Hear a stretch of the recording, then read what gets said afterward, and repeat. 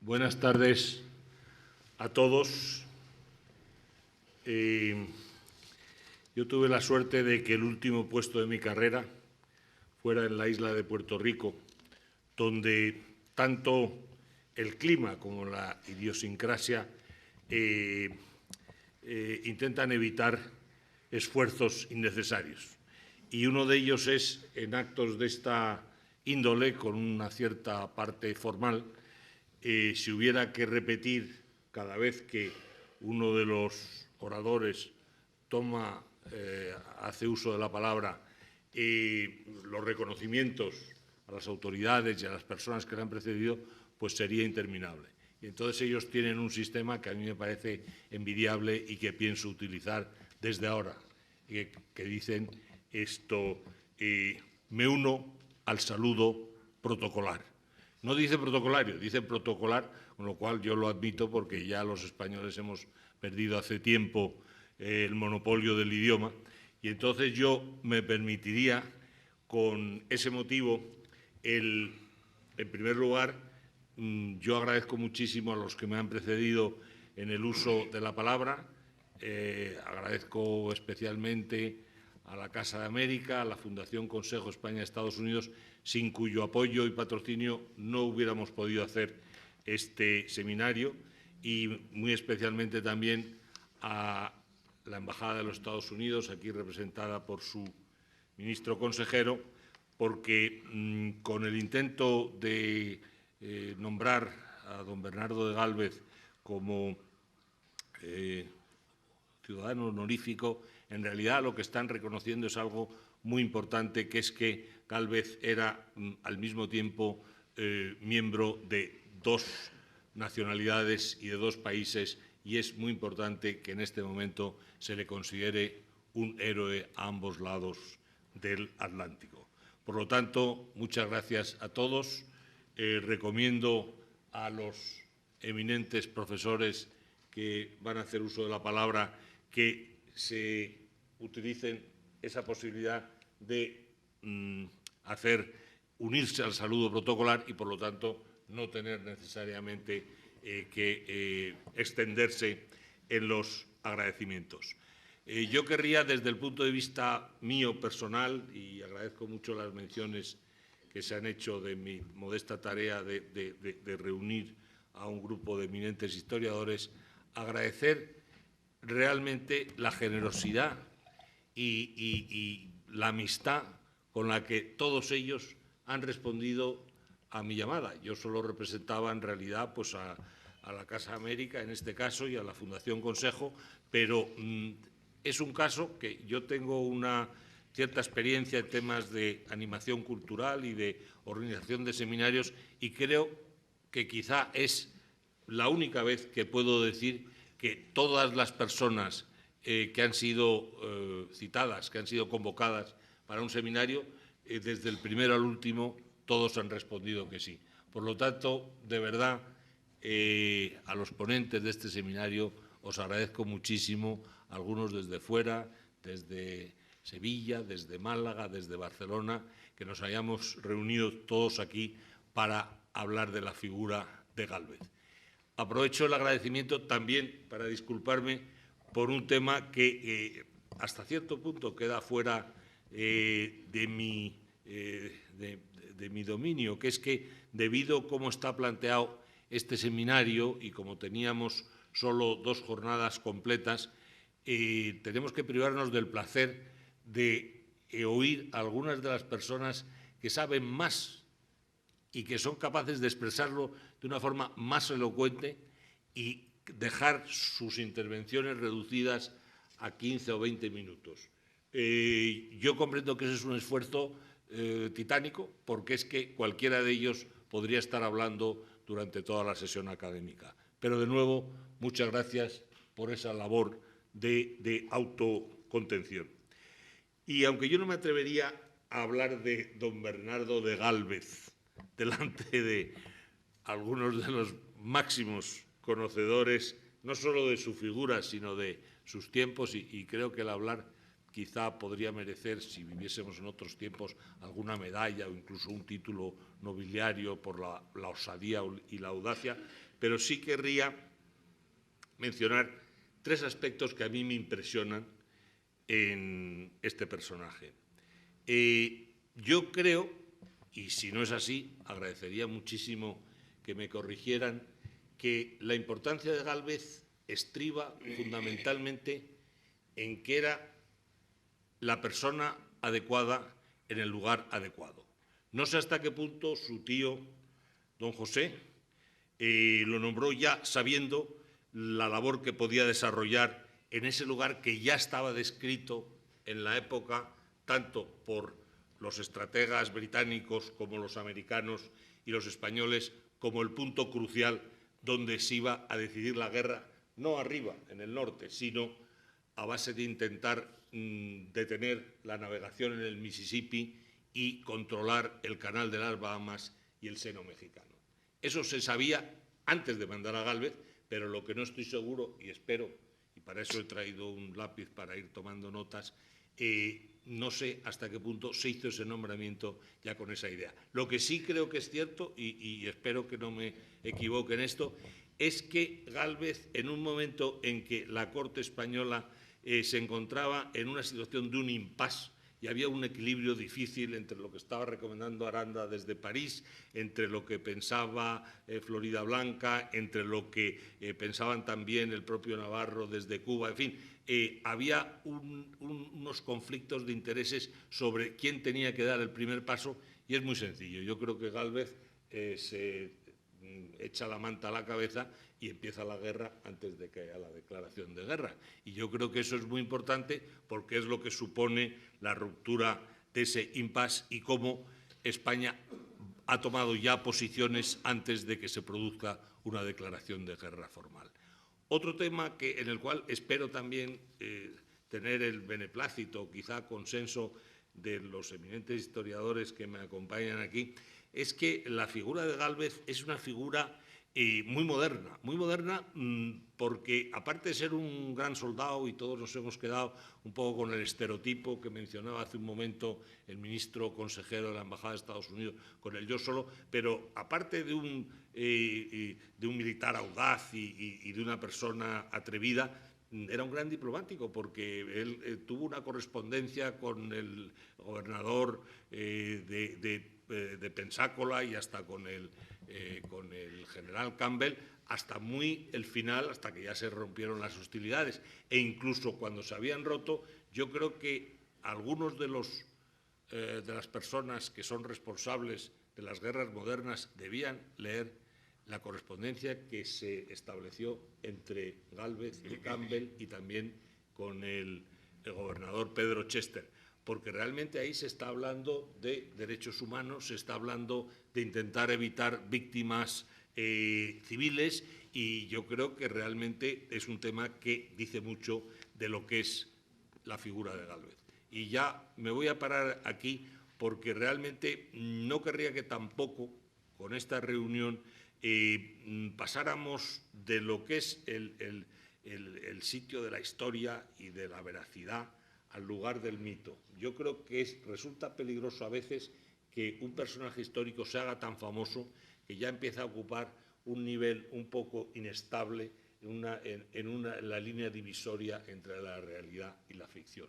Por lo tanto, yo invitaría a mis distinguidos colegas precisamente a esa labor de concreción y de decir, bueno, Gálvez fue un personaje maravilloso, fue un personaje impresionante, pero también vamos a analizarlo con objetividad para ver, como todas las personas que tenemos ese cariz humano, pues tendría sus grandes logros y también algunos defectos.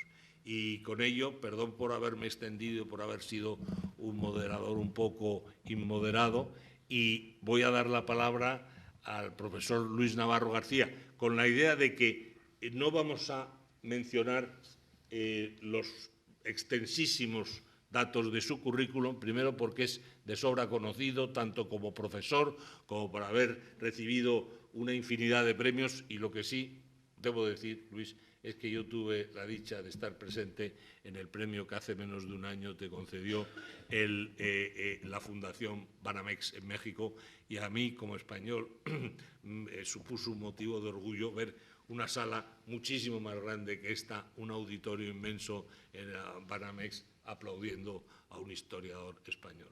Luis, tienes la palabra. Muchas gracias. Bien, señoras y señores, siguiendo el ejemplo de quien me ha precedido en el uso de la palabra, me uno al saludo protocolario del señor embajador Garrigues. Esta breve ponencia simplemente trata de recordar los hechos fundamentales, los hechos básicos del episodio histórico que vamos a estar conmemorando aquí hoy y mañana.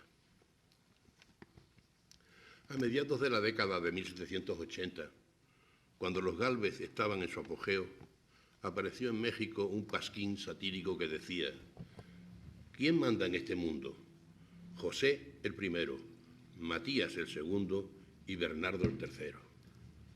El padre aquí, el hijo en La Habana y el espíritu en España. Se vivía entonces, recién concluida, la guerra de independencia de los Estados Unidos, el breve momento de apogeo de la familia Gálvez. José era el ministro de Indias, su hermano Matías era virrey de México y el hijo de Matías, Bernardo, capitán general de La Habana. De este modo, los tres Gálvez quedaron para siempre vinculados al recuerdo de los más brillantes días del reinado de Carlos III y de la independencia de los Estados Unidos. Hagamos en pocos minutos un breve repaso de ese momento de esplendor, viendo la participación de cada uno de ellos en el éxito alcanzado.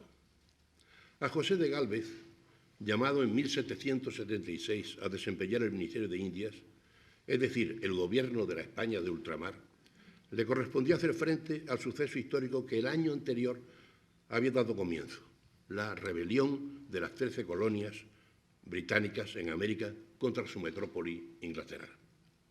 Ahora bien, José de Gálvez había definido desde mucho tiempo atrás a Inglaterra como el rival más peligroso que España tenía en el Nuevo Mundo.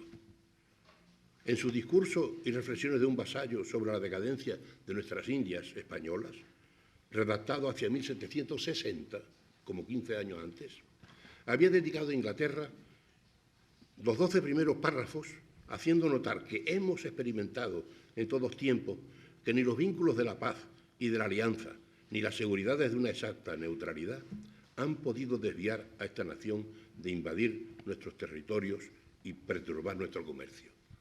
Y llegando a los datos concretos, apunta la injusta usurpación de la isla de la Jamaica que nos tomaron en tranquila paz y los nuevos establecimientos que han formado estos años últimos en el río Tinto, sobre la costa de Honduras, en cuyos parajes han construido fortalezas que mantienen guarnecidas de artillería y tropas, y otros establecimientos que han hecho entre los indios mosquitos y zambos, y estar introducidos en la provincia de Nicaragua, sobre cuya laguna tenemos el importante castillo de la Concepción, que es el blanco a que tiran, y además nos roban inmensas porciones de palo campeche, que talan de continuo en el río Balis, sitios de Bacalar y otros comprendidos desde el Cabo Catoche hasta el Golfo de Honduras. Así había marcado en 1760 aquel abogado malagueño, también informado, la presencia ilegal inglesa en las costas centroamericanas. Pero desde esa fecha la situación había empeorado. Derrotadas Francia y España en la Guerra de los 7 años, desde 1763 la Florida española había pasado a manos británicas y el Mississippi se había convertido en la frontera entre los dominios de España e Inglaterra en América del Norte. Ahora, José de Gálvez, desde su encombrada posición, alentaría con todos los ministros el deseo de revancha del rey Carlos III, parejo al del rey de Francia, Luis XVI. Ciertamente, José de Gálvez no sería el único responsable de la política americana de Carlos III, pero el ministro de Estado, el conde de Floridablanca, adoptaría una posición paralela a la suya, y los ministros de Guerra y Marina, Rica y Castejón, cooperaron abiertamente a los planes de Floridablanca y Gálvez. Gálvez advirtió la complejidad de la situación que se planteaba a España. Aquella podía ser la oportunidad para derrotar a Inglaterra, pero no sería prudente apoyar abiertamente a los rebeldes para no dar ese mal ejemplo a las propias colonias españolas. A pesar de lo cual, desde el primer momento, el gobierno español procuró ayuda encubierta a los rebeldes. Al principio colaborando con Francia, pero pronto desde Nueva Orleans y luego a través de Cuba y desde la misma España, desde Bilbao. Por fin, después de firmar en Aranjuez un nuevo convenio con Francia, España declaró la guerra a Inglaterra el 21 de junio de 1779. Para entonces, José de Gálvez había elegido a los hombres que debían actuar en los principales escenarios previstos para la lucha en Centroamérica. Su hermano mayor, Matías, nombrado capitán general de Guatemala. En América del Norte, su sobrino, Bernardo, hijo de Matías, nombrado gobernador de la Luisiana. El cuartel general español estaría en La Habana, donde se concentraban tropas y navíos sostenidos por los caudales enviados desde México. La guerra comenzó para España con una tentativa para tomar Gibraltar, pero desde comienzos de 1780 las dianas americanas pasaron al primer plano. El 28 de abril de 1780 partió de Cádiz la escuadra de Solana, transportando un ejército de 11.000 hombres al mando del general Navia, y fueron estos quienes, con el previsto apoyo de las fuerzas francesas en aquella zona, lograron en momentos críticos una decisiva superioridad sobre los adversarios. Es también en esta etapa cuando José de Gálvez, que ya había dado muestra de su peculiar concepción del gobierno cuando le quitó al virrey de México, Mayorga, el control de la hacienda novohispana para ponerlo secretamente en manos de un hombre de su confianza, Cosío, el mismo José de Gálvez envía también a La Habana otro de sus hombres, el sevillano Francisco de Saavedra, para que active las operaciones, resolviendo las disputas entre los jefes españoles y procurando la cooperación directa entre estos y los aliados franceses. Y a Saavedra se deberá en no pequeña parte el triunfo de los Borbones en esta contienda. José de Gálvez pudo así celebrar los éxitos y ascensos de sus parientes, Matías y Bernardo, éxitos que venían a añadirse a la anterior victoria de las armas españolas en la banda oriental, en Uruguay, con la recuperación de Sacramento, y luego del triunfo sobre las peligrosas rebeliones de los comuneros del Socorro en Nueva Granada y de Tupac Amaru y Tupac Katari en Perú y Charcas, que fueron coincidentes con los momentos de máxima tensión de la crisis bélica en el Caribe. El segundo de los Gálvez había seguido la carrera militar sin especial brillo hasta 1778, en que, siendo teniente del rey o segundo jefe de la Capitanía General de Canarias, fue destinado como inspector del ejército al de Guatemala. Matías contaba entonces 61 años. Apenas llegó a Centroamérica, recorrió Honduras, Nicaragua y El Salvador organizando milicias. Al año siguiente ascendía a capitán general de Guatemala y, al declararse la guerra, su objetivo sería expulsar a los ingleses de todos los asentamientos que ilegalmente ocupaban en las costas caribeñas de Honduras y Nicaragua, desde los que hacían un importantísimo contrabando. Pero los ingleses desde Jamaica se adelantaron a atacar dos posesiones españolas, el fuerte de Omoa en Honduras y el de la Inmaculada Concepción en Nicaragua, a que ya apuntaba 15 años antes José. De modo que Matías se vio obligado a asumir la defensiva antes de atacar para alcanzar los objetivos marcados. Atacado por 1.200 plantadores y cortadores de palo, respaldados por una pequeña escuadra procedente de Jamaica, el fuerte de Omoa cayó en manos británicas en octubre de 1779. Matías, que se hallaba en la capital de Guatemala, se trasladó a San Pedro Sula, desde donde marchó a Omoa con las milicias, logrando, tras un breve asedio, que los británicos desalojasen aquella posición el 29 de noviembre. En 1780, segundo año de la guerra, tuvo lugar la más importante expedición que los ingleses habían preparado en aquella ocasión, una considerable fuerza naval, de la que formaba parte el capitán Nelson, reforzada con más de 1.000 soldados de regimientos regulares británicos, que penetró por el río San Juan de Nicaragua y, tras reducir la pequeña posición avanzada de la isla Bartola, llegó y puso sitio al fuerte de la Concepción, que cerraba el paso al lago. La resistencia de sus defensores no pudo impedir que, al cabo de 18 días de duros combates, el castillo cayese en poder de los atacantes. Pero esa resistencia proporcionó a Matías, que se había desplazado hasta Granada, el tiempo necesario para formar un contingente de 500 milicianos y para disponer y llevar a cabo la construcción de un nuevo fuerte con doble empalizada y foso, situado en el punto en que las aguas del lago Nicaragua se vierten hacia el Caribe, formando el río San Juan. Este nuevo fuerte, llamado de San Carlos, constituyó para los ingleses un obstáculo imprevisto que no pudieron superar. Detenidos a las puertas del lago, desde el que pensaban pasar al Pacífico, estableciendo una vía entre los dos mares, se vieron en cambio frenados y luego expulsados con fuertes pérdidas a principios de 1781 del Castillo de la Inmaculada, recuperando España el pleno dominio del territorio. Esta es la acción defensiva de Matías. Llegó entonces el momento de limpiar de intrusos la costa hondureña, para lo cual Matías, ascendido al grado de mariscal, se instaló en Comayagua, desde donde despachó 2 contingentes de tropas que, atravesando tierras y selvas, localizaron los poblados ingleses, mientras que otra partida peinaba las sierras del interior, castigando a los indios y zambos aliados de los británicos. Por último, con el apoyo naval de las autoridades de La Habana, estableció en mayo de 1782 una base en Trujillo, donde formó una escuadrilla de 3 fragatas y otras embarcaciones con la que llevó a cabo la conquista de la isla de Roatán, principal madriguera de contrabandistas a 70 kilómetros del puerto de Omoa, desmantelando los fuertes y baterías que en la isla habían erigido los ingleses. Luego recorrió con 2 fragatas la costa hondureña hasta el Cabo de Gracias a Dios y atacó los asentamientos ingleses del Río Tinto, destruyendo plantaciones y poblados, algunos de más de 200 casas. Con esto se lograba aquel objetivo apuntado por José de Gálvez desde 1760 y que el gobierno español había hecho suyo antes de emprender esta guerra, en la misma declaración de guerra. Matías, ascendido a brigadier, pasaría en 1783 a gobernar el Virreinato de México. El tercer personaje de este apresurado recorrido era Bernardo de Gálvez, el más joven y brillante de los 3. Cuando en 1776 fue nombrado coronel del regimiento fijo de Luisiana y después gobernador de esta provincia, contaba 30 años.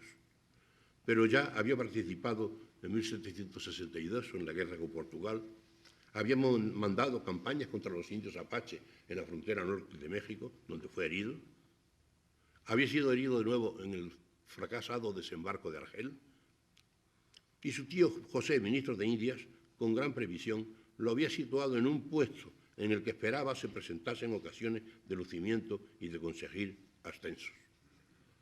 Instalado en Nueva Orleans y guardando oficialmente la neutralidad, Bernardo se ocupó durante 3 años en proporcionar ayudas encubiertas en dinero, armas y mercancías a los colonos sublevados contra Inglaterra, al tiempo que reforzaba las poblaciones españolas Mississippi arriba y proyectaba posibles operaciones en la guerra que se anunciaba.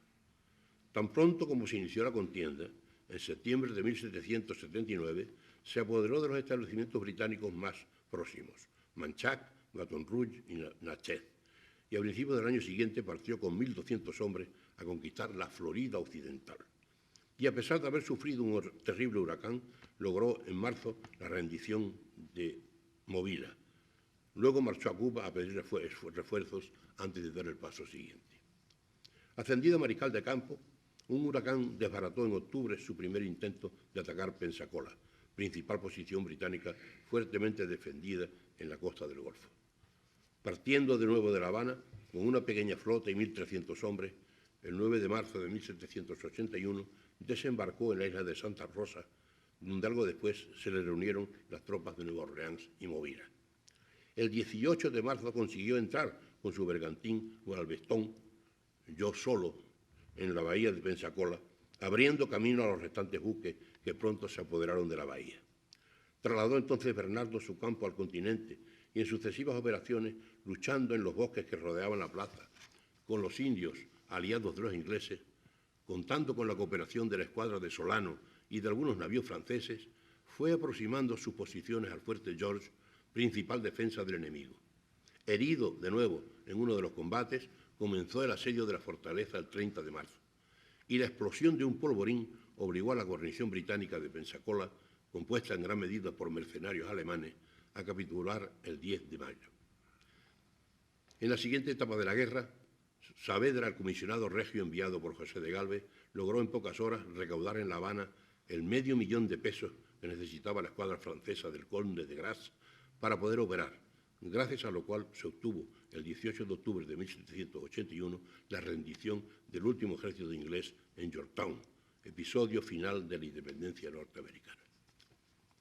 Bernardo, convertido en jefe supremo de las fuerzas aliadas en las Antillas en febrero de 1781, aparte de enviar refuerzos a su padre para la empresa de Omoa, logró la concentración de los ejércitos español y francés en Guarico o Port-François, en Saint-Domingue, a donde se trasladó en febrero de 1782, mientras que una expedición española tomaba la base inglesa de New Providence en las Bahamas. Pero el objetivo final previsto, la conquista de Jamaica, no se pudo alcanzar, por haber sido derrotada la escuadra francesa desde Grasse en abril de 1782 y haberse acordado en enero de 1783 el armisticio de las monarquías borbónicas con Inglaterra, firmándose en 3 de septiembre la paz de Versalles. España, que con Bernardo había conquistado la Florida occidental, recuperó entonces la oriental, quedando todo el Golfo en manos españolas, cumpliendo lo dispuesto en la Real Orden de 14 de marzo de 1780. No haya de quedar a los ingleses posesión alguna dentro del seno mexicano, ni en el continente de nuestra América septentrional. Bernardo de Gálvez, que con la paz recibió el título de conde de Gálvez, tras desempeñar brevemente la Capitanía General de La Habana, pasó a ser virrey de México, donde murió en 1786. En solo un septenio, de 1776 a 1783, los nombres de 3 Gálvez quedaron vinculados al mayor éxito del reinado de Carlos III, última guerra victoriosa de España contra Inglaterra, y el recuerdo de la independencia de los Estados Unidos. A este hecho contribuyó José de Gálvez, el marqués de Sonora, como político maduro y experto, administrador de hombres y recursos, buscando el empleo de todos ellos con la máxima eficacia. Matías se movió, a pesar de sus años, por toda Centroamérica, desde Guatemala hasta Granada, desde Nicaragua, movilizando y dirigiendo a las milicias locales en sucesivas campañas hasta lograr la destrucción de los asentamientos ingleses en aquellas costas. Bernardo, con su juventud e impetuosidad, su arrojo personal, su simpatía y don de gentes, se convirtió en la punta de lanza del esfuerzo español para defender Luisiana y dominar las Floridas. Muchas gracias.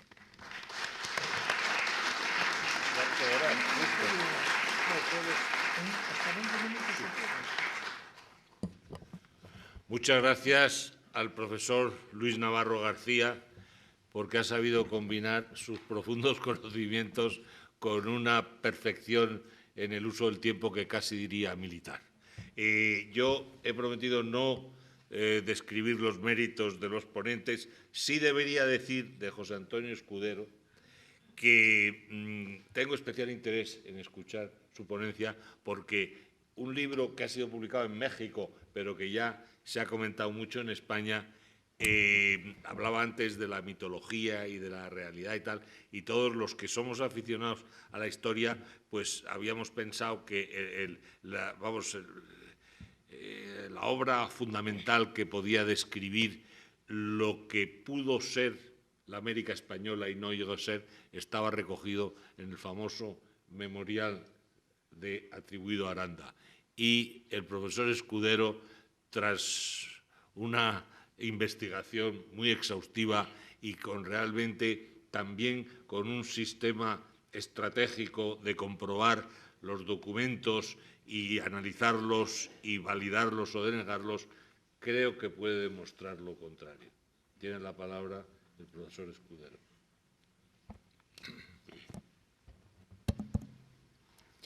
Bueno, buenas tardes.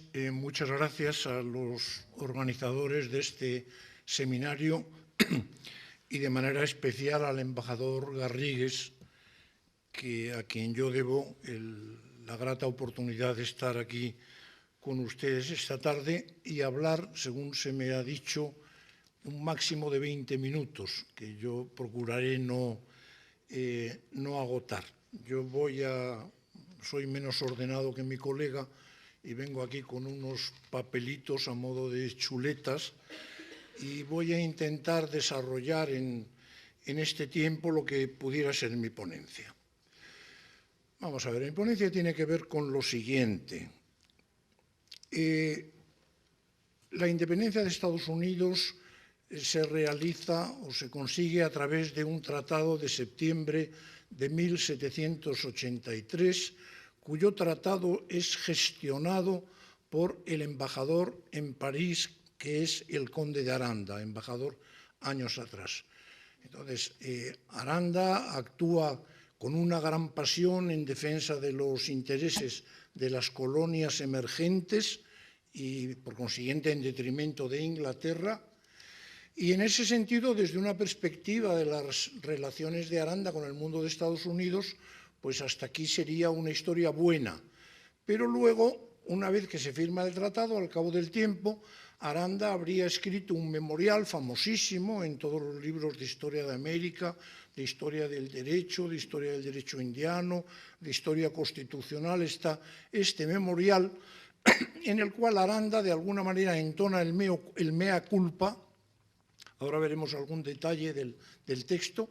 Entona el mea culpa, se arrepiente de lo que ha hecho, cree que ha sido un error porque España ha ayudado a la creación de los futuros Estados Unidos, lo cual va a ser un ejemplo pésimo para los territorios españoles en América, y sugiere al rey, a Carlos III, que abandone América, que envíe allí 3 infantes y constituya unas monarquías y España abandone América. Naturalmente, desde la perspectiva de Estados Unidos, esta visión de Aranda ya no es tan grata, porque, claro, Aranda, que habría propugnado o habría colaborado y firmado el Tratado de Versalles, en definitiva, pues luego se habría arrepentido de esto. Esta es la versión oficial, absolutamente general, a lo largo de años y años y años. Sin embargo, ha habido, en lo que podríamos llamar los subterráneos de la historiografía, ha habido a lo largo del tiempo algunos disidentes que apenas se han podido dejar oír. En concreto, un español en el siglo XVIII, luego 2 alemanes, uno en 2 libros alemanes, un señor llamado Baumgarten en una historia de España, escrita además en letra gótica, con lo cual nadie la entendió ni nada, y luego un biógrafo de Aranda llamado Konetzke, que pusieron el acento en que era muy dudoso que el memorial fuera de Aranda. Eso es lo que a mí pues, me ha llevado a darle vueltas a este asunto. Hace unos años yo presenté una ponencia en América sobre las dudas sobre el memorial de Aranda, y ahora, pues como el embajador pues, ha tenido la amabilidad de recordar, pues yo he publicado un librito sosteniendo que el memorial de Aranda es falso, cosa para mí pesarosa porque en mi tierra, que es Aragón, Aranda es un personaje absolutamente fundamental, y toda la escuela de arandistas españoles pues esgrimen el memorial de Aranda como un ejemplo de sagacidad y de talento político. Es decir, este señor fue el único que se dio cuenta de que Estados Unidos, de que aquellas colonias que él ayudaba a que se independizaran, se iban a convertir en una gran potencia, con un doble efecto negativo para España. En primer lugar, que ocuparían territorios españoles de la Nueva España, y en segundo lugar, que serviría a la emancipación de los futuros Estados Unidos de ejemplo para la emancipación de las colonias españolas o de los territorios españoles. Sin embargo, ya digo que creo que el memorial, el famosísimo memorial atribuido al conde de Aranda, es falso por una serie de razones que yo telegráficamente les voy a exponer. Esos críticos que hubo, que como les digo, pues han quedado sepultados por la marea de la opinión común, esos críticos hicieron unas primeras observaciones que voy a intentar resumir, partiendo del hecho de que nadie ha visto nunca el memorial de Aranda, es decir, el original no existe. Solamente se habían conservado unas copias en manuscritos, en archivos, concretamente en el Archivo de Indias, en la Biblioteca Nacional de Madrid, etc. Y luego uno de esos manuscritos, en 1827, se habría publicado, y a partir de la publicación, pues el texto cobró una gran relevancia y ya fue citado por unos y por otros. Las críticas que se han hecho, fundamentalmente, han sido las siguientes. En primer lugar, ¿qué me habla usted del memorial de Aranda? ¿Dónde está el memorial? ¿Quién lo ha visto? Porque las copias, y esto ya lo añado yo de mi cosecha, las copias que tenemos manuscritas del memorial de Aranda nunca tienen la firma. Bueno, la firma, siendo la copia, no la podría tener, pero lógicamente al final debería poner firmado el conde de Aranda. No pone la firma ni nada, sino es un puro texto que tiene arriba un año, que es 1783. En segundo lugar, ha llamado la atención, los alemanes mismos ya eso lo pusieron de manifiesto, decir, pero vamos a ver, ¿cómo es posible que este señor, el conde de Aranda, que fue el fautor del tratado, que empujó desde París a que se firmara, etcétera, etcétera, poco después de firmarlo, se pusiera en la posición contraria y creyera que todo aquello había sido un gran error? Eso, dicen ellos, es raro en cualquier persona, en un político mínimamente asentado, mucho más raro en Aranda, cuya tozudez, por ser aragonés por una parte y luego por ser quien era por otra, cuya tozudez era proverbial. Entonces, estos estudiosos de Aranda dicen es inimaginable que el conde de Aranda hubiera cambiado de la noche a la mañana de manera tan absolutamente brusca. En tercer lugar, hay el memorial este es de 1783 y a continuación hay una carta, 3 años más tarde, del conde de Aranda a Floridablanca. Floridablanca era el ministro de Estado y el que realmente mandaba después del rey, proponiéndole un plan respecto a América, un plan completamente distinto. El plan consiste en situar a un infante en Buenos Aires, que haya allí una monarquía, y luego tratar de que España se anexione Portugal. Bueno, pues en ese texto, que sí que tenemos, porque tenemos el original que está en el archivo de Simancas, en ese texto Aranda no hace la menor alusión al memorial que supuestamente él habría escrito 3 años antes. Con lo cual es ciertamente sorprendente que un señor que propone, como el plan este del año 86, una reestructuración general de la monarquía, no diga nada de otro plan que supuestamente, insisto, habría presentado 3 años antes. ¿Qué dice el memorial de Aranda, grosso modo? Yo he seleccionado aquí unas cuantas frases. El texto comienza diciendo: acabo de ajustar y firmar, en virtud de órdenes y poderes que me ha dado vuestra majestad, un tratado de paz con Inglaterra. Esta negociación, que según los testimonios lisonjeros de palabra y por escrito de vuestra majestad, debo creer he logrado desempeñar conforme a sus reales intenciones, ha dejado en mi alma, debo confesarlo, un sentimiento penoso. Entonces él hace a continuación 2 reflexiones. La primera de carácter general, que es decir, majestad, todos los imperios que ha habido en este mundo han terminado decreciendo.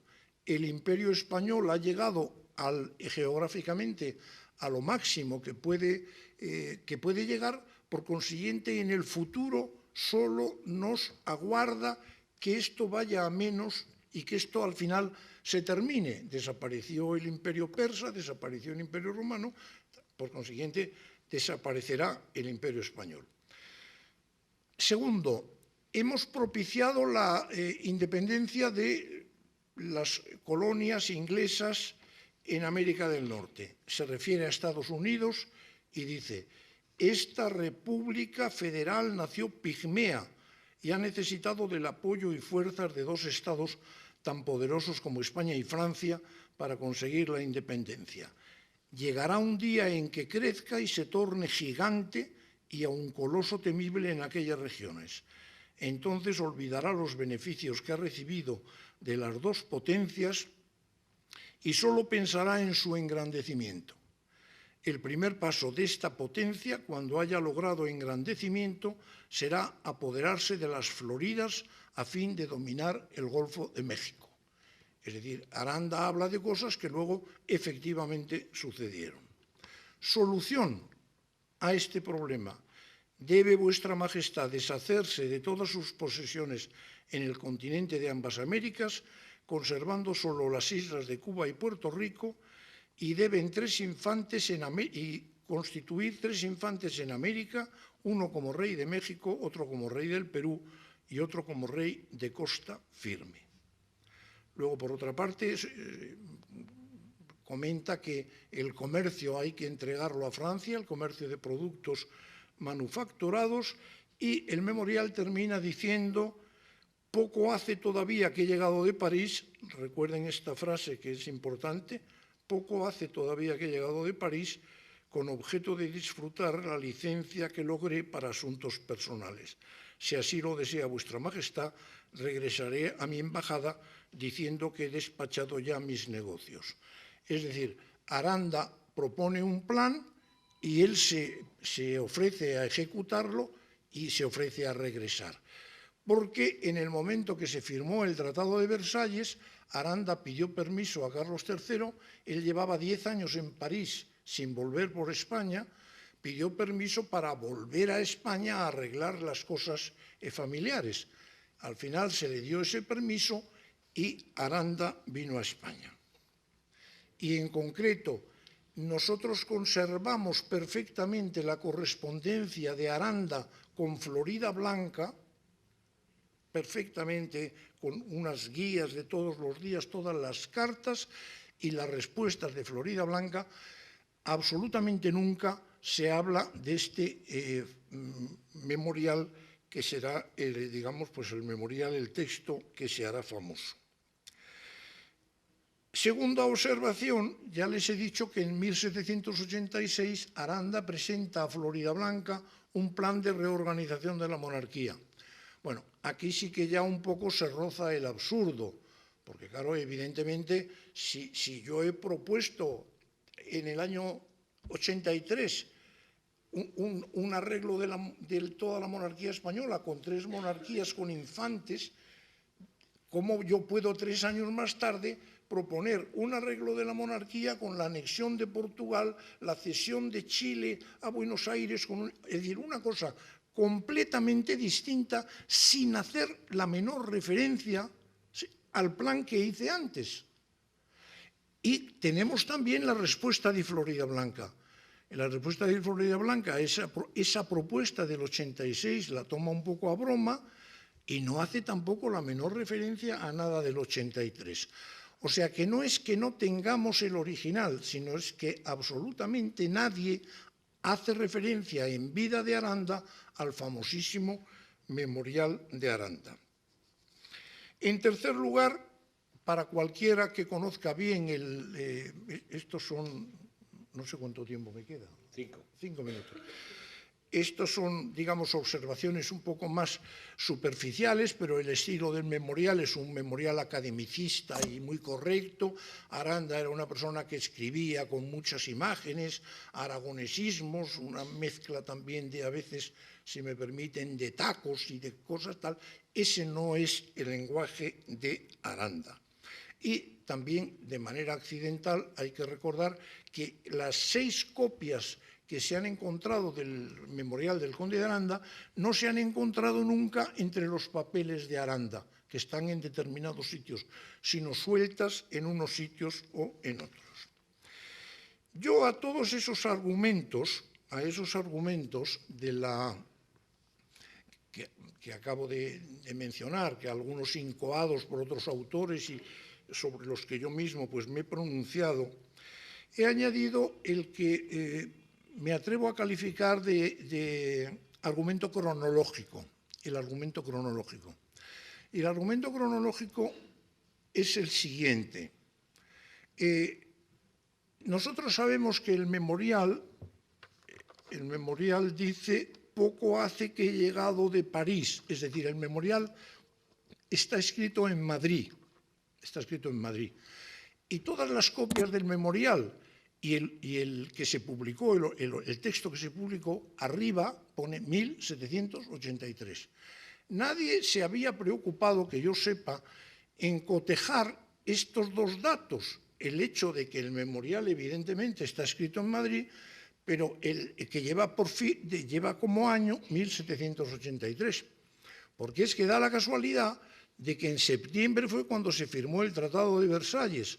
A continuación, Aranda pide permiso para volver a España y yo he podido seguir la correspondencia al día, creo que sé lo que hacía cada día Aranda desde esa fecha hasta el fin de año, y Aranda llega a Madrid el 28 de diciembre de 1783.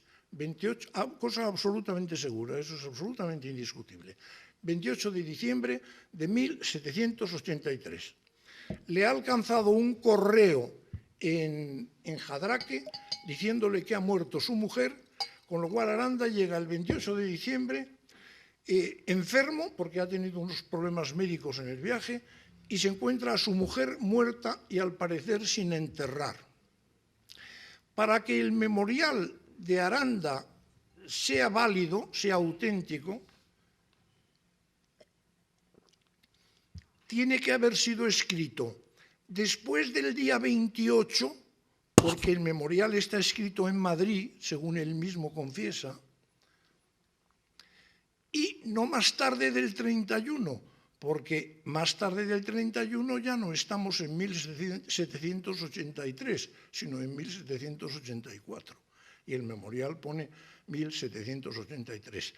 Entonces la cuestión es si a ustedes les parece coherente que un señor que llega a Madrid, que lleva 10 años en París sin ver a su familia, que llega aquí enfermo, se encuentra a su mujer muerta y tal, es que no ha escrito eso en los años que ha estado en el tiempo que ha estado en Francia, ni siquiera en el viaje en que ha escrito docenas de cartas. Entonces aquí, con la mujer muerta, es cuando se dedica corriendo a escribir el memorial. Esto sencillamente parece inverosímil. Pero hay otro dato más con el que yo voy a terminar, porque claro, pues esto es absolutamente a galope. Hay otro dato más. Aranda dice, en el texto del memorial, dice: hace poco que he llegado de París. ¿Ustedes creen que un señor, Aranda, para haber escrito esto, el primer día que pudo haberlo escrito es el día 29 de diciembre? Si ha llegado el 28, ¿ustedes creen que un señor escribe hace poco que he llegado de París? No, hace poco que he llegado de París, eso lo dice el que lleva 2 o 3 semanas o un mes o lo que sea, ¿no? En fin, eso por una parte. Pero por otra, en el texto del memorial dice: esta negociación, la negociación del Tratado de Versalles,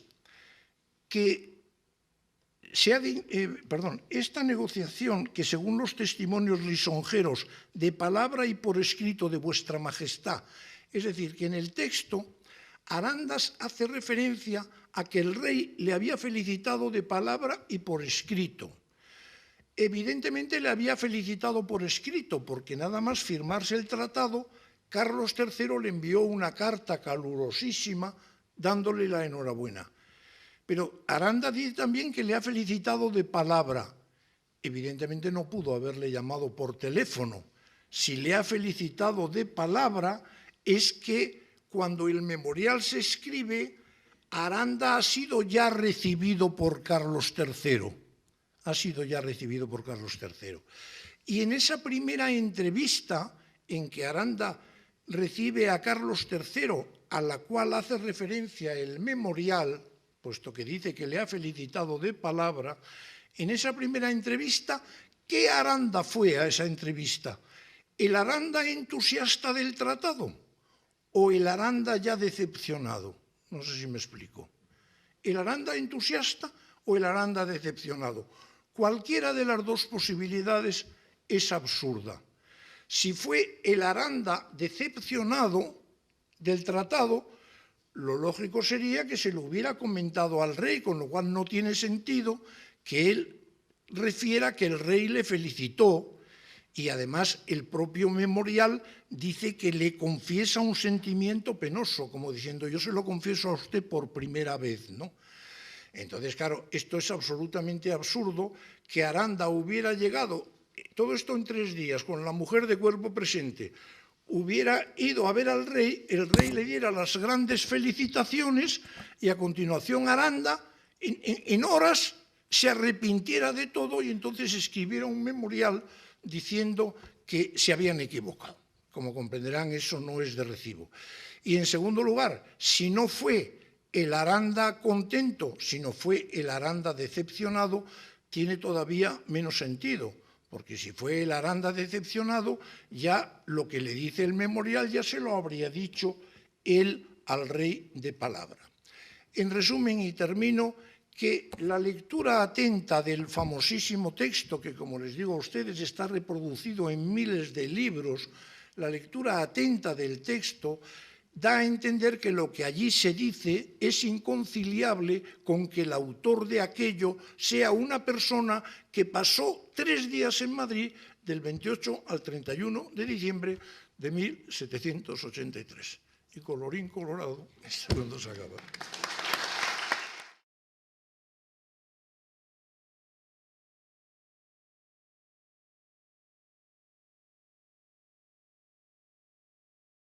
Buenas tardes. Bienvenidos a la segunda sesión académica de estas jornadas, cuya celebración hay que volver a agradecer a la Fundación Consejo de España-Estados Unidos y que me ha tocado, como amablemente decía el embajador, moderar a mí.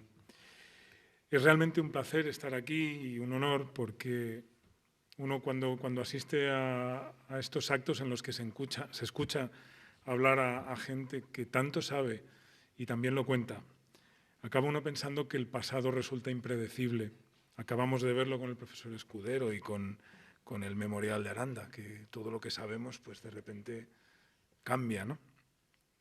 Y es muy gratificante también porque todo ello gira en torno a una figura como Bernardo de Gálvez, que es probablemente uno de los mejores españoles de ese siglo, del siglo XVIII, que es tan interesante, en el que España mantenía unos esfuerzos seculares por mantenerse abriendo horizontes y mantenerse en la vanguardia de un mundo muy difícil, pero a la vez estaba muy comprometida con todo el precio que eso suponía con el nacimiento de la nación americana, de Estados Unidos, norteamericana.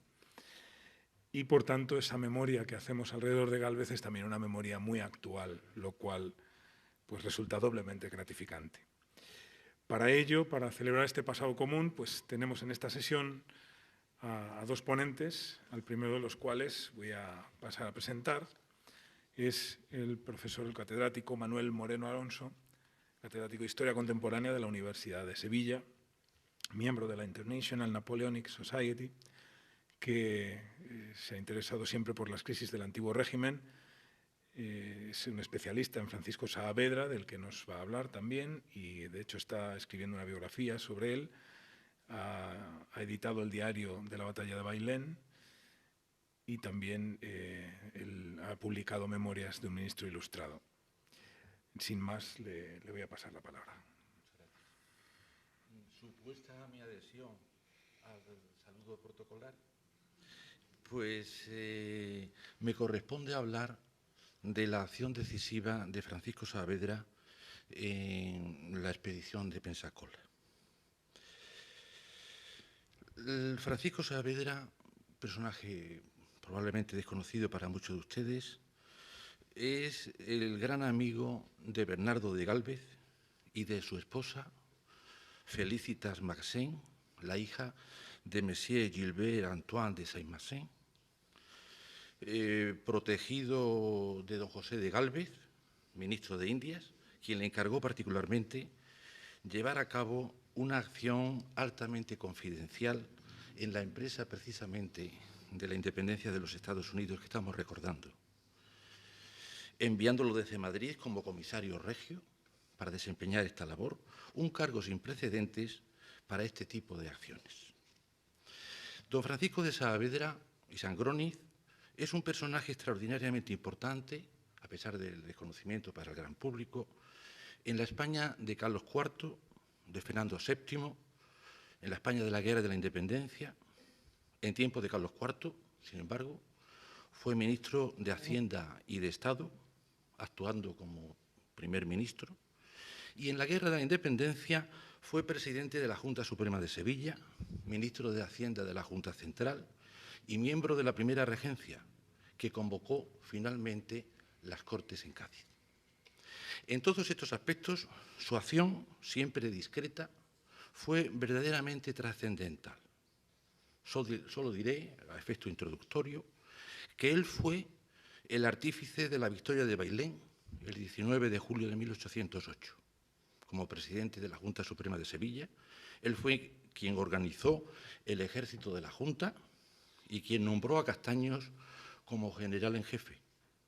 Su actuación en la batalla de Bailén fue clave, pues como es sabido, Castaños no es que llegara tarde a la batalla, sino que no estuvo en ella.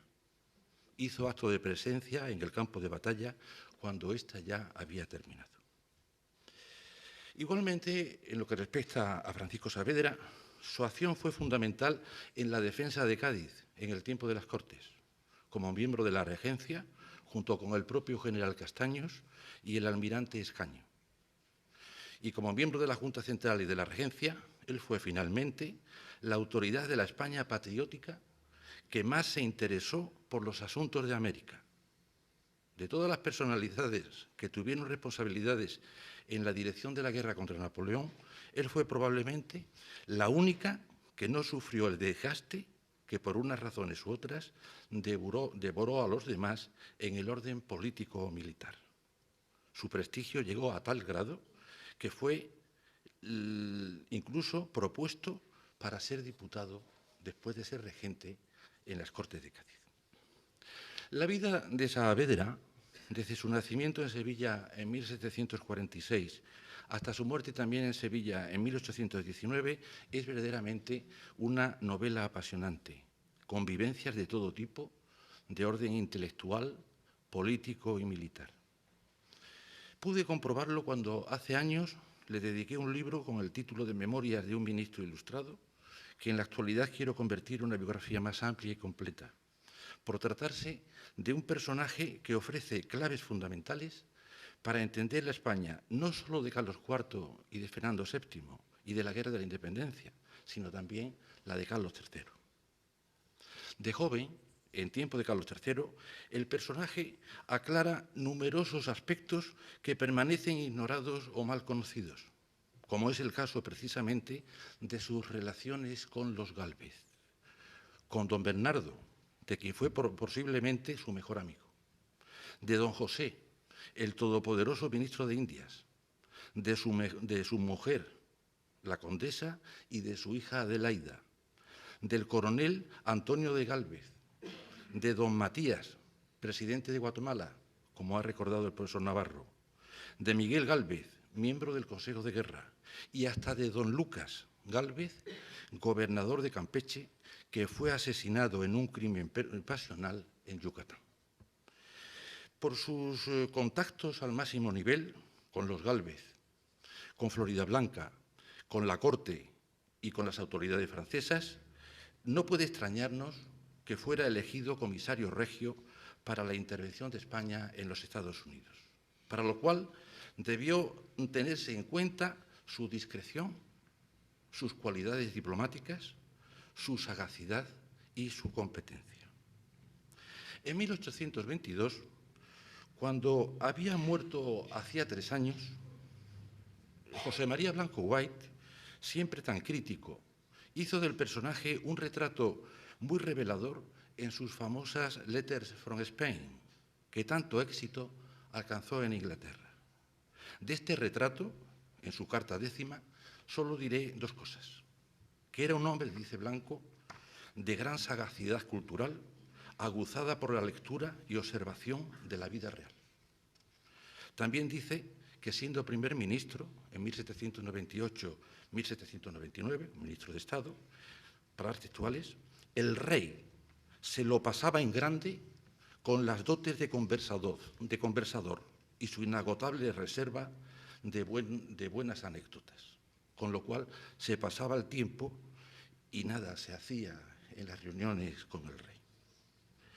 ¿No sería arriesgado pensar que en aquellas tardes y noches en que no solo el rey y la reina, sino los ministros le oían embobados, le hablaría de los grandes días de la independencia de los Estados Unidos, de la política americanista de don José de Gálvez, de las virtudes de don Bernardo, de los ingleses y franceses y angloamericanos, como suele decir en sus escritos, y concretamente de su participación en la acción de Pensacola? Haciendo un inciso en mi charla, debo decir, me resulta particularmente difícil sintetizar la acción de Saavedra, hablar de sus ideas sobre América y Estados Unidos, e incluso todavía más, de resumir al máximo aquellos sucesos, porque probablemente, además, nadie dedicó tantas páginas a aquella empresa como el mismo Saavedra en sus diarios y en sus papeles que se conservan en el archivo de la Cartuja de Granada.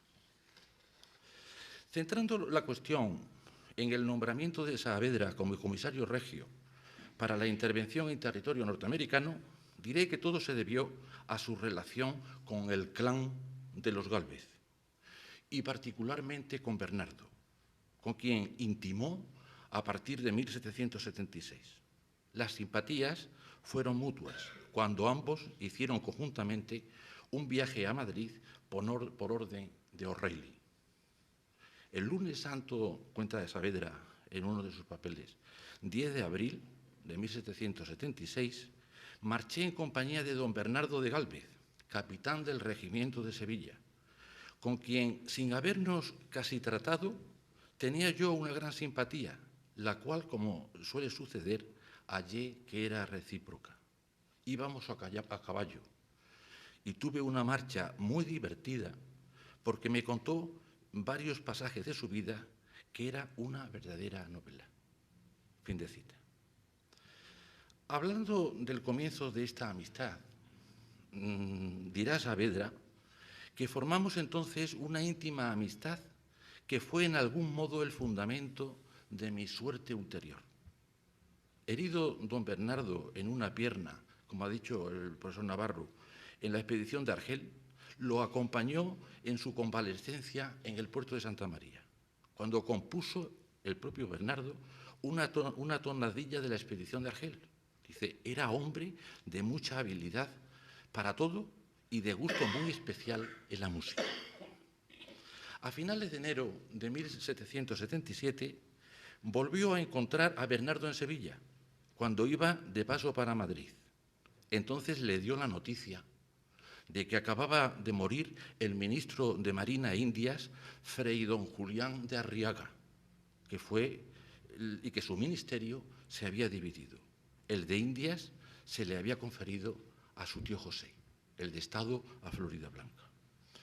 Dice, y en cuanto a su tío José, dice, con quien ofreció introducirme si nos veíamos en Madrid. Y dice a continuación Saavedra, puedo asegurar que desde este punto me dio el corazón que la suerte me llamaba por este ramo, aunque no se verificó hasta más de 2 años después, cuando ya había renunciado a esta esperanza. Fue trascendental verdaderamente el encuentro con don José de Gálvez por parte del joven Saavedra, que se produjo unos meses después, en junio de 1777. Previamente, Bernardo lo había introducido en la casa de su tío Miguel Gálvez, consejero de guerra, en cuya amistad me fue, dice, sumamente útil.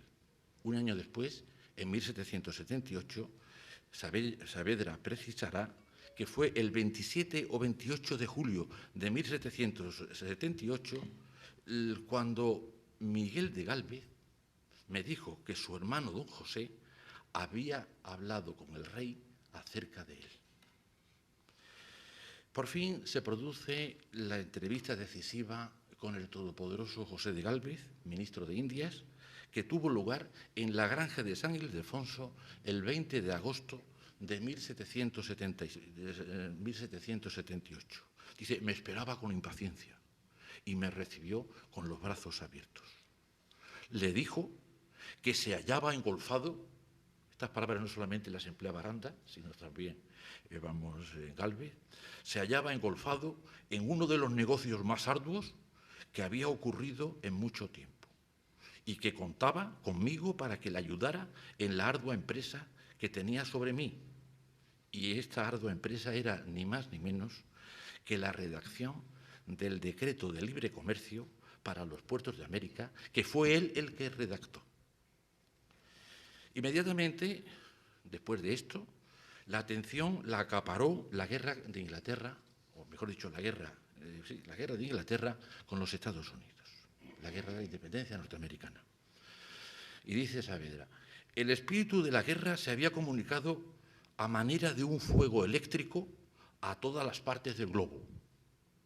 Y dentro del territorio americano, los franceses, cuenta él ya con detalle, tendré que abreviarlos, habían enviado allá oficiales con algunas tropas.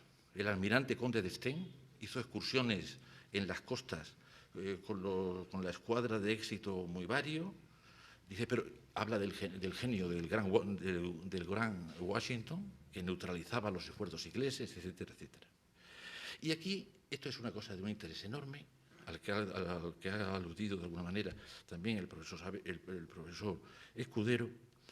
Está aquí la opinión de Saavedra sobre la guerra con los Estados Unidos, que es de una importancia extraordinaria. Y que se lo dijo a Gálvez, que a España no le convenía que los ingleses conservasen el poderío marítimo que se habían arrogado, esto era obvio. Pero al mismo tiempo no podía mirar sin gran recelo la independencia de los angloamericanos vecinos a sus más ricas posesiones. Y la opinión de él frente al todopoderoso Gálvez era mantener la neutralidad. Un joven que le dice al ministro del antiguo régimen, esto. Pero la influencia sobre el ministro Gálvez fue muy grande por parte del embajador francés, el conde de Montmorin, y al final se produjo la declaración de guerra a los Estados Unidos. La guerra se declaró en mayo de 1778, la guerra de Inglaterra, en fin. Pero lo curioso fue que el propio Saavedra fue quien hizo la redacción del escrito de declaración de guerra a Inglaterra.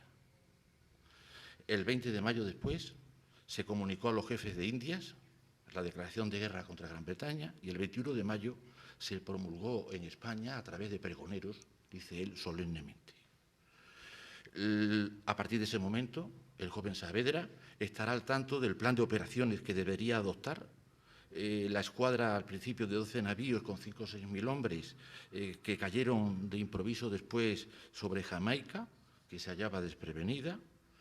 Él era contrario al sistema de los franceses, que no puedo, detallar, y evidentemente, no olviden ustedes que él va a ser, con el tiempo, ministro de Hacienda, con Carlos IV, ministro de Hacienda después de la Junta Central.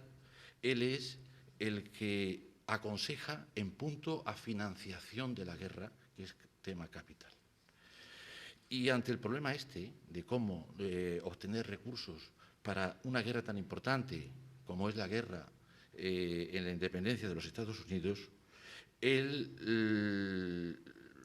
Gálvez recurrió a él y le pidió un dictamen. Y entonces, en el dictamen, que dice él que le gustó al ministro, se basaba en la idea de que no se podía financiar la guerra sobre tributos directos. Dice, porque si se aumentaban los impuestos, la nación quedaba oprimida bajo un peso insoportable. Principio básico, dice él, de que el mayor tributo que un soberano puede imponer a su pueblo es declarar la guerra. Entonces, la solución propuesta por él era o fue la de recurrir al crédito de los grandes capitalistas, palabras textuales de Saavedra, de Holanda, de Nueva España y del Perú. El propio Saavedra dice que en este momento la situación económica de España era excepcional. En ninguna época había estado el tráfico tan floreciente como en el corto intervalo entre el establecimiento del libre comercio y el comienzo de la guerra. Dice, si se hubiese seguido la neutralidad, España hubiera tenido incalculables ganancias. Pero todo lo trastornó. Y así se produjo, como fue aquella, una guerra impolítica, en palabras del propio Saavedra, palabras, por supuesto, para él solo, una guerra impolítica, una guerra inoportuna que solo sirvió para alborotar el ánimo de nuestras colonias y crearnos un enemigo formidable a la espalda. Esto quiere decir que Saavedra va a tener una responsabilidad extraordinaria,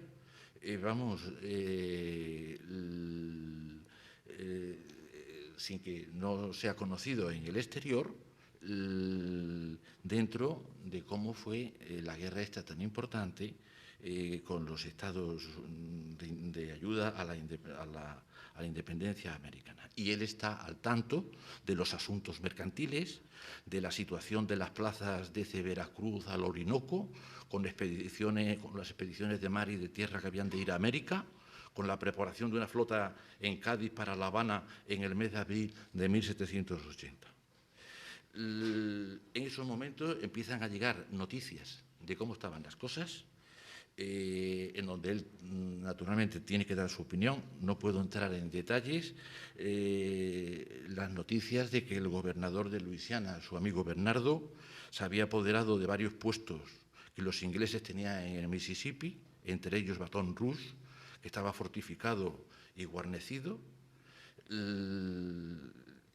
y todos los detalles de cómo se le confiere el grado de mariscal de campo a su amigo Bernardo, luego de cómo toma la plaza de Movila, cómo siguen los asuntos en La Habana, y en este momento la nueva decisión del ministro Gálvez, que decide, después de hablarlo con Floridablanca, porque el asunto era de una entidad extraordinaria, nombrar a un sujeto enterado de la situación de Europa y de los proyectos de su gabinete, sujeto,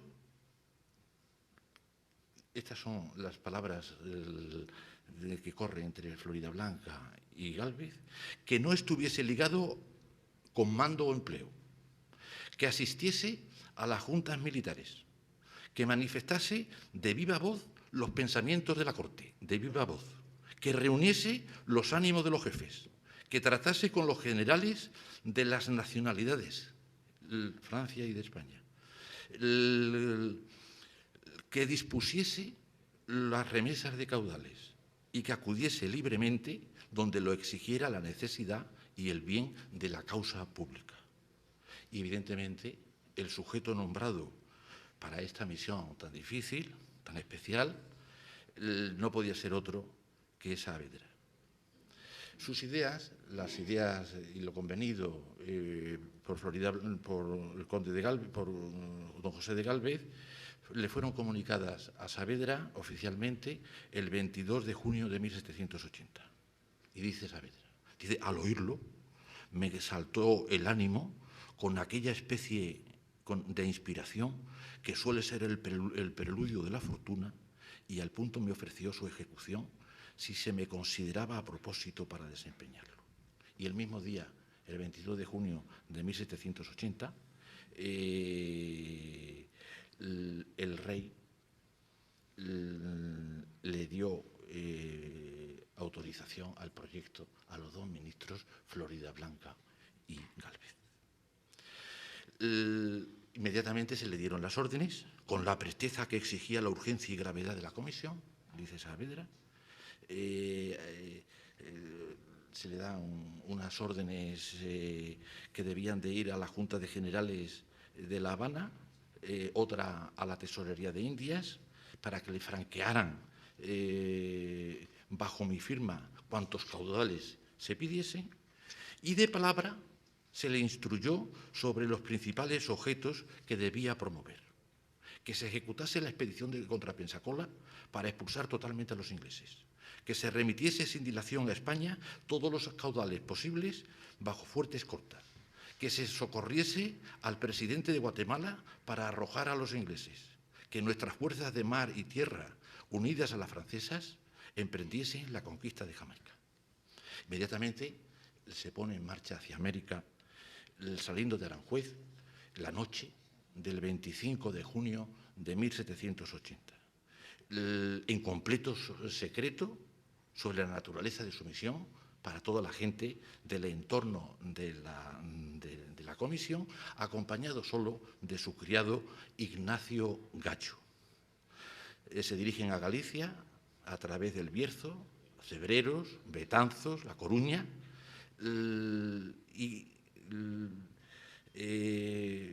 no desaprovecha, dice que está en una fonda, vamos, sin salir para que nadie lo vea cuando está en el Ferrol, y no obstante visita el departamento de incógnito, dice, establecimiento verdaderamente magnífico. Esto lo digo para el coronel Blanco, que es de allí.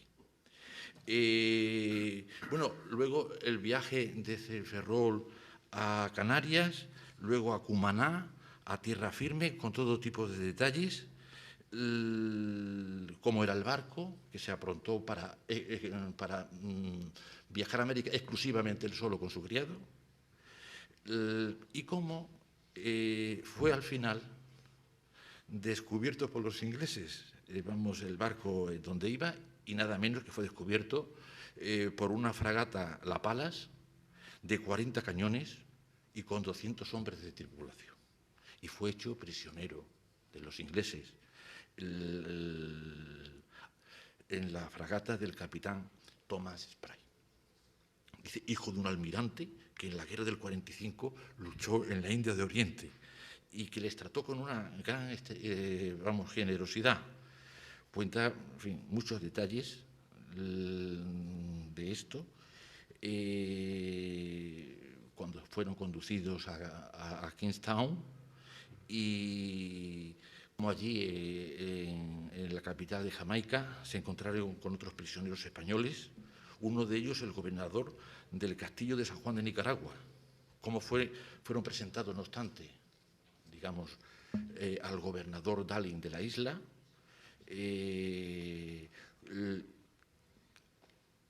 y llegó, es decir, el personaje, vamos, inmediatamente, claro, tiraron, no puedo entrar en detalles preciosos sobre esto, no puedo entrar en detalles preciosos, tiraron todas las órdenes y todo esto, como es natural, para que, como era todo de viva voz, no obstante, en el Archivo de Indias se conservan los papeles que no llegaron a América, que se quedaron en la Secretaría de Indias. Y entonces, bueno, ¿con quién se relaciona allí? Porque el personaje, vamos, que hablaba inglés, vamos, un magnífico francés, pues fue homenajeado, vivió extraordinariamente los días que estuvo en Jamaica, nada menos que fue invitado a cenar por un hermano del duque de Manchester, por un sobrino de Lord Richmond y un nieto de Lord Bolingbroke, famoso ministro del tiempo de la reina Ana. El tiempo apremia, muy brevemente iré diciendo solamente algunos pequeños epígrafes, cómo se presenta allí, la argucia que maneja, cuando lo ven los ingleses, que evidentemente hacen que declaren los marinos, vamos, los marineros, la tripulación, él no se fía de lo que habían podido decir la tripulación. Y entonces la argucia que coge, para textuales, es la de que no hay engaño más eficaz ni menos expuesto que decir la mitad de la verdad. Y él entonces fue absolutamente, de tal manera que dejó encantado a los ingleses, que incluso pusieron otro barco, se presenta como un hombre de negocios, vamos, que había sido capitán del ejército, pero que, vamos, había dejado el ejército, etc. Bueno, aprovecha su estancia en Jamaica para escribir casi un libro sobre Jamaica, de un interés verdaderamente extraordinario. Llega a La Habana, se reúnen evidentemente con la gente con la que se tenía que reunir. Sale la expedición de Pensacola el 28 de febrero de 1781, Él detalla los barcos, el San Ramón con 64 cañones, las fragatas Cecilia y Clara de 36, el Chambequín andaluz de tal y cual, y asiste al desembarco en Pensacola. Es emocionante cómo se produce esto, junto al ejército que mandaba Bernardo, que ascendía a 7.850 hombres, entre ellos 1.200 negros, formados en 2 cuerpos. Él asiste a todas las operaciones y siempre al lado de Bernardo, dice, cosa que le había encarecido don José. Asiste a la toma de Pensacola, da noticias sobre cómo se produjo precisamente la posesión de Pensacola a las 3 de la tarde del 9 de marzo de 1781 y cómo después decide con Gálvez su vuelta a La Habana, después su vuelta a México, aunque él sintió, dice exactamente, no poder tratar con los generales Washington, Rochambeau y Lafayette. Y luego se produce su vuelta, después de pasar por México, entrevistarse con el virrey Mayorga, su vuelta a España. Pero lo más interesante, y ya para terminar, vamos, es que es realmente difícil, bueno, pues resumir mínimamente, vamos, este episodio tan importante sobre el que da tanta luz sobre Pensacola, Gálvez, no podré dejar de decirles, y ya con esto termino, que se dirige a París, se presentó ante el embajador Aranda, se alegró mucho de mi llegada, hablaron largamente de las cosas de América, le pintó a Aranda el verdadero estado de América y él me pintó el verdadero estado de la Europa.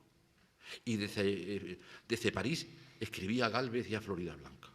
Pero en Versalles fue presentado por Aranda al ministro de Estado, conde de Bergen, con quien habló de la escuadra de Messier de la Grasse, etcétera, etcétera. Y claro, todos los ministros franceses en París, dice, todos los ministros nos quieren llevar a comer, dice en un momento. Esto no puedo dejar de decirles porque está en París, visita Versalles, el Louvre, la fábrica de China de Sèvres, asiste a la ópera y ve la representación de Ifigenia en Táuride, con música de Gluck, con más de 150 actores y más de 100 bailarines. Y en el teatro se encuentra a Olavide, que se hallaba en Francia desde 1778 y utilizaba el título seudónimo del conde de Pilo, con quien después tuve muchas sesiones. Se entrevistó con Monsieur Maxen, suegro de Bernardo de Gálvez, con Aranda estuvo buscando mapas de América para mandarlos a España, y el colofón de esto fue que el 8 de junio de 1783 Aranda lo llevó a Versalles y le presentó al rey, a Luis XV, y a la reina María Antonieta, y a la reina, la futura, y al conde de Provenza y Artois, y a Madame Elisabetta Victoria. Y ya, cuando llega a España, he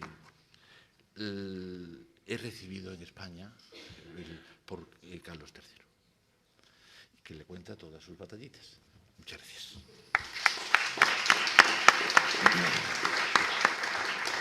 Hay que agradecer al profesor Moreno la labor de síntesis, el esfuerzo que ha hecho. Y vamos a pasar sin más dilación a la siguiente ponente, a Marion Reder Gadow, catedrática de Historia Moderna de la Universidad de Málaga, gran investigadora, premio extraordinario de licenciatura, de doctorado, con líneas de investigación en Historia de América, de las mentalidades de Málaga, de las mujeres, de la Guerra de la Independencia, y que es numeraria de la Real Academia de Bellas Artes de San Telmo y correspondiente de Antequera, de la Academia Andaluza de la Historia y de la Sociedad Erasmiana. Bienvenida. Muchas gracias. Yo me uno al saludo protocolario en aras de la brevedad y porque el tiempo ya pues, se nos echa encima. A mí me ha correspondido hablar del solar de los Gálvez y para ello tengo que iniciar un recuerdo que muchas veces cito, como hace muchos años pues, tuve ocasión de leer un artículo que me impresionó vivamente porque se cumplía el bicentenario de la muerte de Bernardo de Gálvez en 1986, o sea que ya hace mucho tiempo. Y su autor, Juan Bautista, finalizaba su escrito con un lamento. Digo yo que nuestra patria, bastante olvidadiza con sus notables, algún recuerdo público merece esta figura de nuestra historia. Esperemos que la memoria de Bernardo de Gálvez corra mejor suerte este año, en el que se hace 200 años que aquel héroe realizó su ingreso en la historia tras contribuir decisivamente en lo que bien podría llamarse la edad de oro de la estrategia española. Ciertamente, a partir de esa fecha, pues se fueron publicando una serie de publicaciones, sobre todo esta de la exposición del legado de España y de los Estados Unidos, y en Sevilla, en correspondencia, se hizo otra de esas mismas características. Bien, en esta exposición pues, se dedicó un amplio espacio precisamente a la toma de Pensacola. Tiene razón el periodista al resaltar que en España damos menos importancia a nuestros héroes, a nuestros hombres ilustres que en otras naciones, pero que en un futuro, como estamos viendo ahora, estamos tratando de rectificar lo que pasó en aquella época. Y atrás quedan esos recuerdos también cuando Éric Martel fue nombrado nuevo cónsul español en Houston, en Texas, y le preguntaron que dónde quedaba esa localidad llamada España de la que era diplomático. Este pues, tomó conciencia y que iban a comenzar las celebraciones del bicentenario de la independencia de los Estados Unidos, que poco recordaban la participación española en la colaboración que nuestra nación prestó a la causa de la independencia de Estados Unidos, a la fundación de misiones y un largo etcétera. Por eso decidió que su labor iría enfocada a conseguir que se devolviera a España el lugar que se merecía en la historia de Norteamérica, a la vez que se reintegraba a los estadounidenses la parcela de la historia que les faltaba y sin la que sus raíces estarían incompletas. Para lograr este difícil reto, Éric Martel creó la sociedad histórica que llamó Granaderos de Gálvez en honor al heroico militar español. Y, en fin, como ven, pues visten a la usanza de los granaderos de Carlos III. No me voy a extender por este particular porque dentro de nada ya me regañan. Porque, en efecto, una de estas familias más representativas de la España ilustrada fue la de los Gálvez, como ya se ha dicho aquí, oriunda de Macharabiaya, una localidad rural cercana a Málaga, está a unos 29 kilómetros, y en donde, desde luego, pues, el nombre de los Gálvez se extendió entre sus contemporáneos, tanto en la península como en los territorios de ultramar. Pero, sin embargo, pues, ese silencio ha contribuido a que sus figuras, sus gestas, sus logros, sus ilusiones prácticamente hayan quedado en el olvido hasta esta época que recientemente pues, estamos viendo que hay una gran recuperación de su figura. Pero ¿cómo era Macharabiaya cuando nacieron los 4 hermanos? Matías, José, Miguel, Antonio y la de Bernardo, su sobrino. Pues como pueden ver, Macharabiaya, lugar del nacimiento de las Gálvez, era a comienzos del siglo XVIII una población rural. Hoy sigue más o menos, no crean que haya aumentado mucho. Constituida por unas 57 viviendas, agrupados a lo largo de una línea divisoria de 2 torrentes situadas en la falda de una montaña. El agua era traída de un pozo lejano. La ropa era lavada en un arroyo al que tenían que bajar las mujeres. Sus habitantes vivían casi exclusivamente de las viñas que rodeaban la villa y únicamente los días de fiesta se alteraba la vida cotidiana, ya que los feligreses se congregaban en torno a la ermita para oír la palabra de Dios que venía al cura, el párroco de la vecina localidad de Benaque. En este mundo reducido, una serie de familias constituyen la aristocracia del lugar, como la de los Gálvez, gente de alcurnia, hidalga, aunque vivían con modestia. Ciertamente, aquí vemos otra perspectiva de lo que es la calle principal de Macharabiaya. Ciertamente, en la parroquia de Macharabiaya, en la iglesia de San Jacinto, en una losa esculpida en el interior, reza pues, todo este largo texto que tampoco voy a intentar obviar para abreviar el tiempo. Pero sí indicar que en esta lápida se resume brevemente lo que denominaríamos el currículum de cada uno de los miembros de la familia de los Gálvez, nacidas en el solar familiar de Macharabiaya. Ahora bien, este no fue su único solar o casa solariega. El cronista y rey de armas del monarca Carlos III, don Ramón Zazo de Ortega, certifica en el año 1771, basándose en unos 89 documentos que le había presentado don Miguel de Gálvez, alcalde de Casa y Corte, en los que se incluían pues, todo tipo de ejecutorias, cédulas, provisiones, partidas de bautismo, filiación de las 4 baronías de los Gálvez, de los García, de los Madrid, de los Cabrera, plasmadas en unas 56 casas enlazadas en donde se veía la figura del marido y la mujer. Y es que los libros de bautismo y de casamiento de la iglesia de Macharabiaya y de su anexo Benaque se habían quemado en el año 1612 con motivo de una epidemia y como veremos también en el caso de uno de los familiares de los Gálvez, cuando uno contraía la peste, pues automáticamente se quemaba todo su domicilio con todo lo que contuviese. De ahí que se perdieran. Según observamos, por el escudo familiar de los Gálvez podemos reconstruir su genealogía y sus diversas casas solariegas previas al asentamiento en tierras malagueñas. El origen de esta estirpe tenía su solar a una legua de Guernica, en Vizcaya, en la que encontramos la primera referencia al patriarca de esta familia, Juan de Gálvez, señor de esta casa y descendiente, según algunos decían, de los antiguos condes. Por eso adoptaron como armas, con ligeras variantes, el escudo del antiguo señorío de Vizcaya, es decir, el campo de oro partido en pal con un árbol de sinople cruzando de 2 lobos negros andantes con lenguas rojas atravesados al tronco y posteriormente se añadirían 3 conchas o veneras azules puestas en triángulo mayor que recordarían la participación en la campaña militar del rey Fernando III el Santo de algunos miembros de la Casa de los Gálvez. Efectivamente,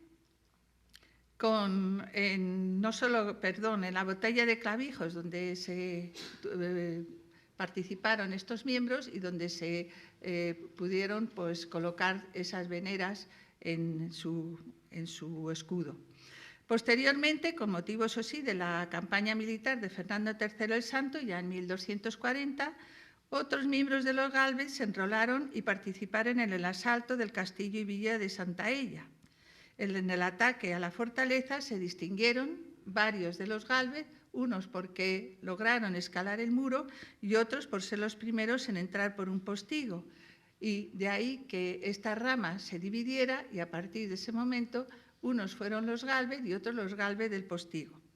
Los miembros de la familia de Gálvez que participaron en esta acción bélica fueron ampliamente recompensados con tierras, heredades, en correspondencia a su servicio, heroicos en el campo de batalla, por lo que se asentaron en la vida cordobesa de Santaella, manteniendo su escudo, aunque pasando el oro a la plata. Al fin y al cabo, el oro pertenecía a Vizcaya. En Santaella vivieron con el lustre correspondiente, distinguiéndose sus miembros, tanto en las armas como en las letras, y ahí eran considerados como hidalgos de sangre y como tal pues desempeñaron los empleos más importantes del lugar. Entre estos pues podemos significar a Antón de Gálvez, uno de sus descendientes, que participó también en la conquista del Reino de Granada, ahí en 1492, formando parte de la cúpula militar de los Reyes Católicos, por lo que también recibió numerosas propiedades en compensación a la aportación de hombres, caballos y armas. Y entre otras mercedes, los reyes católicos recompensaron a Antón con la distinción de entierro, asiento fijo y privativo para él y sus descendientes en la iglesia parroquial de su domicilio. Y seguimos pasando generaciones y vemos como otro descendiente, Alonso de Gálvez, conocido por el Bermejo, acudió a los 24 años a sofocar la rebelión de los moriscos de la Alpujarra, bajo las órdenes del marqués de Vélez, capitán general del ejército del rey, reduciendo a los levantiscos que se habían alzado contra la pragmática de asimilación de Felipe II. E igualmente, por sus señalados servicios, mereció que se le concediesen unas casas en la villa de Benaque y en la de Macharabiaya, enclaves rurales, como ya hemos visto, que en aquel entonces pues, no tenían más de 50 vecinos cada una. Pero además recibieron suertes de viñas, árboles frutales y haciendas, de las que tomó posesión en el año 1576. Años después, Alonso fue elegido regidor y puso en práctica el privilegio que los reyes católicos hicieron a su bisabuelo, Antón de Gálvez, de tener reservado un banco y asiento en la iglesia parroquial. Contrajo matrimonio con doña Ana Fernández de Carvajal, vecina de Úbeda, hija de un 24, es decir, de un regidor y jurado perpetuo, Gonzalo de Carvajal, lo que nos permite conocer pues, que las relaciones con los parientes de Santaella se mantenían fluidas.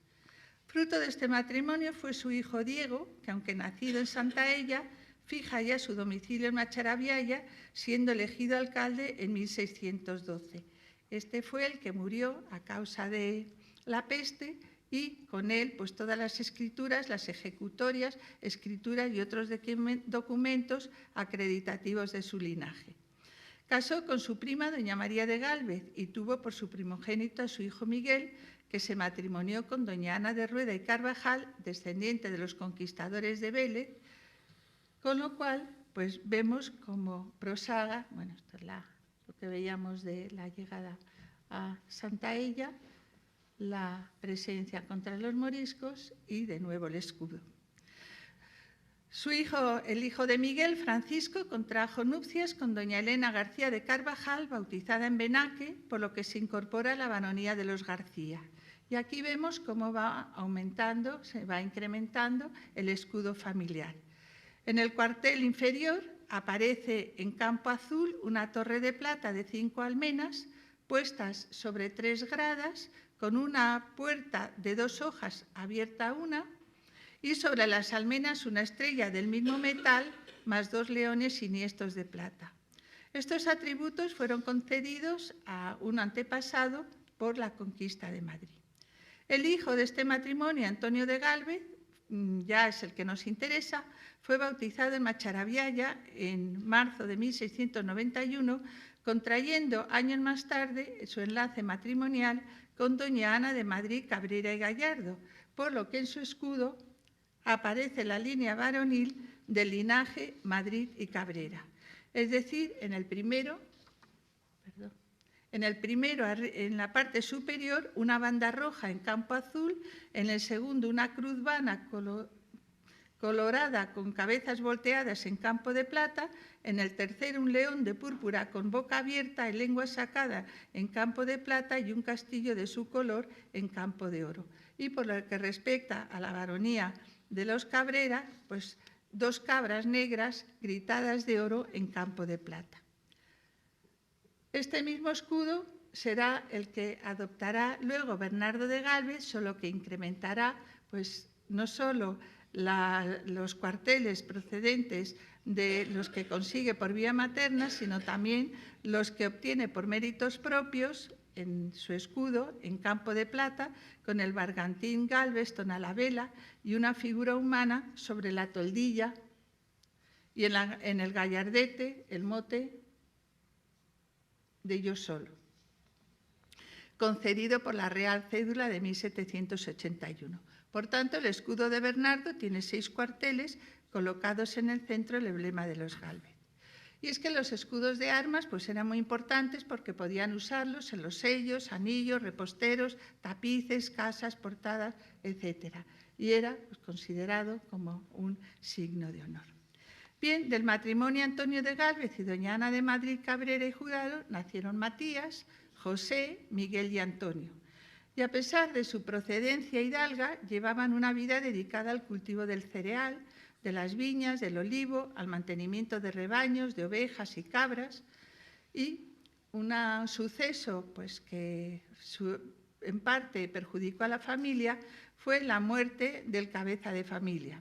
Pero a pesar de eso, los 4 hijos asistieron a la escuela, se iniciaron en las primeras letras, al tiempo que ayudaban con su trabajo a mantener la economía familiar. Ahora bien, el destino, como todos sabemos, pues les depararía un futuro difícil de imaginar para su familia. Bien, pero este ascenso en la escala social y política no le hizo olvidar su terruño natal, por lo que emprendió una serie de reformas urbanísticas favorables a la villa y a sus vecinos. Especialmente José nunca se olvidó de su solar, como lo demuestran las posesiones que mantenían y las frecuentes compras que hacían de tierras y casas. Tampoco se olvidaron de favorecerle con todo tipo de mejoras: fábricas, caminos, abastecimiento de aguas, fuentes, mercado, iglesia, panteón, convirtiéndose en un claro ejemplo de transformación de un núcleo rural, atrasado y aislado, en una villa autosuficiente económicamente y equipada con toda clase de mejoras urbanas, además de conectarla con el resto del territorio. De este modo se convirtió en un excelente ejemplo del urbanismo ilustrado. Se construyó pues no solo esa equipación urbana, una fábrica de naipes, como todos recordarán, que de esa forma daba trabajo a esa población, incluso que vinieran de fuera, la construcción de la iglesia parroquial, una escuela para niños y niñas, y ya vemos cómo la población, la villa de Macharabiaya, cambia. Efectivamente, la fábrica de naipes fue un reflujo porque la población macharatunga pues se incrementó con 206 vecinos. A pesar de constituir ese monopolio con las primeras revueltas independentistas, decreció la demanda de los naipes, por lo que la fábrica tuvo que cerrar. La iglesia parroquial de San Jacinto se levanta con una doble función, no solo la de iglesia y panteón, diseñada por el arquitecto don Miguel del Castillo, sino que también pues, en ella se guarda un preciado tesoro, como es la cripta panteón familiar de los Gálvez. En este sentido, vemos que tiene una bella portada clasicista y en medio de ese frontón roto, pues el escudo real como que imparte beneficios a todos los que lo contemplan. En este panteón, pues vemos como situado justo debajo de la nave central reposan los restos de numerosos miembros de la familia. Recuerden lo que les dije de los reyes católicos que les concedió la autorización, podríamos decir, o la gracia o la merced de poder enterrarse en un espacio particular. Aquí reposan los restos de numerosos miembros de la familia, precedidos por el mausoleo del marqués de la Sonora, don José de Gálvez, que murió en Aranjuez en 1781.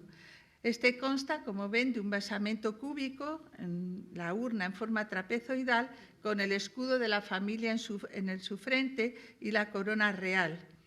En la urna antecedente, esa que vemos en la parte central, ahí se conservan las cenizas de la madre de los fundadores, doña Ana Gallardo y Madrid, y en el resto, pues como en las estatuas orantes, que no sabemos bien a quién pertenecen, pues rodean todo este espacio.